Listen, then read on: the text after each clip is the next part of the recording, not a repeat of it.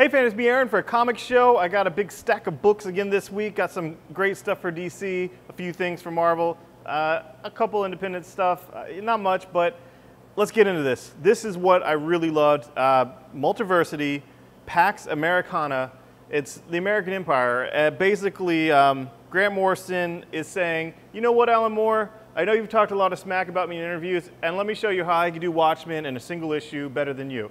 Now, I'm not saying it's better than Watchmen, but I am saying I enjoyed the hell out of it. Frank quietly knocked it out of the park, and it opens with Peacemaker, the comedian Peacemaker, who the comedian was based off of, killing the president on panel, and you see it, and it's awesome. And then it goes through those characters that you loved from Watchmen, but their original forms, their original charlatan characters, like Nightshade and Blue Beetle and The Question instead of Rorschach and Captain Atom. And I just, you know, like I was talking to my buddy Cap about it, and he's like, this is awesome, I want more. And it's like, sucks to be you. You don't get any more because Grant Morrison isn't going to give you any more. And that sucks. But we'll get more Multiversity. The next one is the Thunder world, the Captain Marvel world. I'm really excited for that. But this was freaking awesome. I loved it. And if you're a fan of those characters, you seriously need to check it out.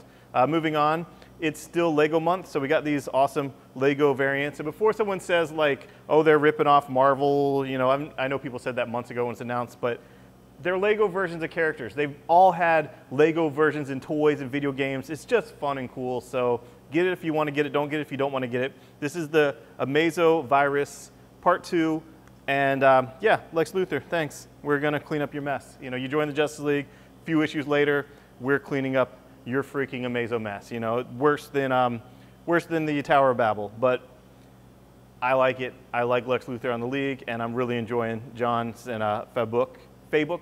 He was here this weekend at a con. It was fun. Nice to meet him. And moving on, Wonder Woman. This is Finch and Finch. Finch writing it and Finch drawing it. It's husband-wife duo team. You see the Lego variant. It's pretty cute.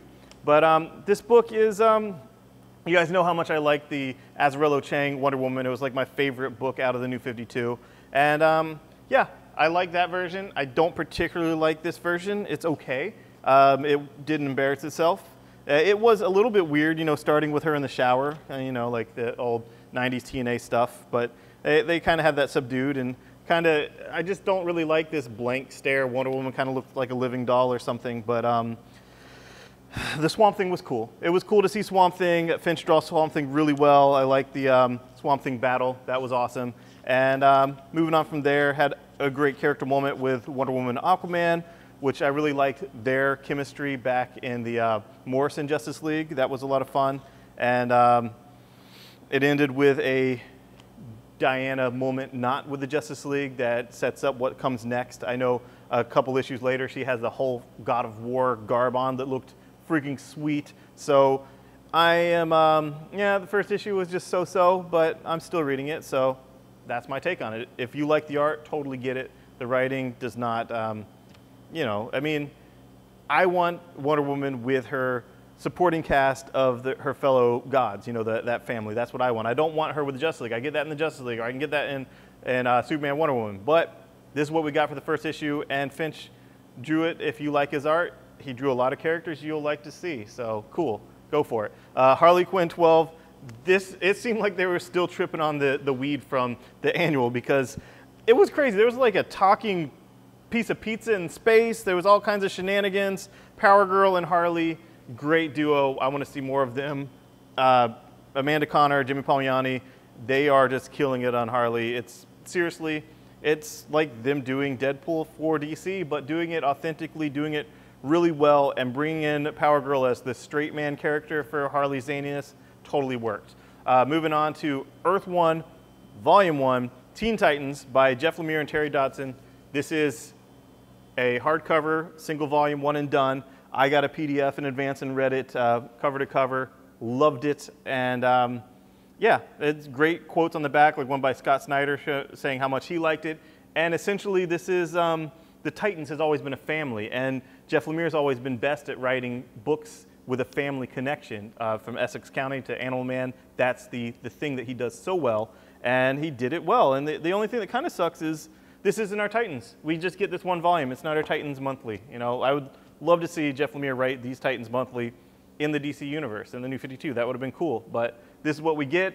And if you like Jeff Lemire, you won't be disappointed. And if you like the Teen Titans, I also think you won't be disappointed because it is new and updated, and it doesn't have some of the characters. Like, you can see the cover and see which characters it doesn't have. It doesn't have those characters that are the, you know, the Robin, the Kid Flash, the Speedy, the Wonder Girl, but it has all the other characters that were part of the new Teen Titans era, and that was a lot of fun. Axis is still batshit crazy. The alcoholic Tony, you have his little conscious Daredevil talking to him. Superior Spider-Man 2 is going to be a lot of that. That's crazy.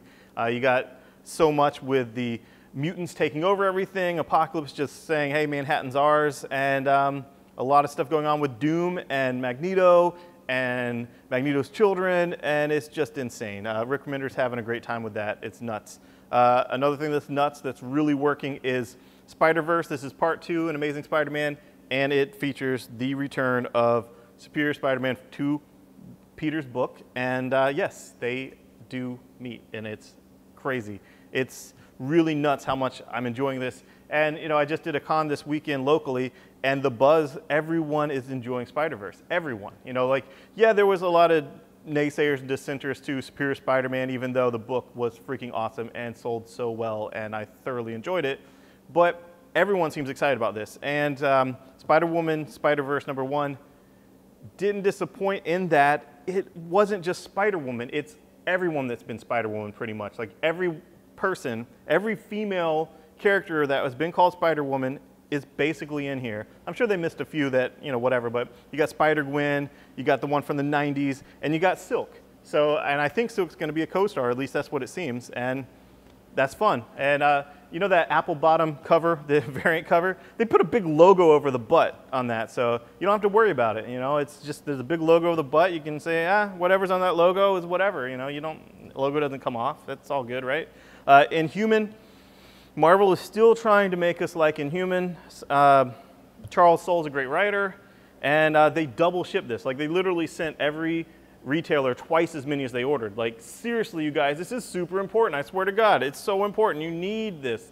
And I read this issue, and it was important. A whole lot did happen in this issue, and obviously Black Bolt from the cover, you know, and obviously his brother. And there was major, major motion on that front, and I'm excited about the next issue. Things move slowly, but now it seems like they're really going to make the Inhumans a force to be reckoned with in the Marvel Universe, and I've always liked them, but I've never been that crazy about them, and it just seems like, you know, it's like Marvel's like, eat your broccoli, and it's like, no, I don't want to eat my broccoli. It's like, no, eat your broccoli, and then they're like, oh, we put cheese on the broccoli, now we eat the broccoli, we put cheese on the broccoli, and it's like, oh, now it's free broccoli with cheese, and it's like, it's not bad. Charles Soule's a great writer, great art. I'm beginning to like it, so yeah, just eat your freaking broccoli. And Guardians of the Galaxy, this is the all Venom issue. You know, Venom joined the team, he's off in space, you know, and the suit is an alien, it's an alien symbiote. And then we didn't see him for issue after issue after issue. Well, now he's here. This whole issue is him and the team finding out where he's been, what he's been doing, you know. He dropped off for several issues, and it's pretty cool. I love how he's drawn with, like, the hood. It's really cool looking. Moving on to Image, there wasn't much to talk about this week. Deadly Class by Rick Remender. I am loving this book. If you haven't checked out this book, get the $1 first issue, get the $10 first trade. It's like Harry Potter, but instead of like a magic Hogwarts, it's a school for teaching assassins, teaching orphans or young hoodlums or whatnot how to kill, how to assassinate people, and I'm thoroughly enjoying it. Set in the late 80s, which is near and dear to my heart, and it's a fun book. Oh, and if Dave Dorman's watching this, it's the oversized hardcover.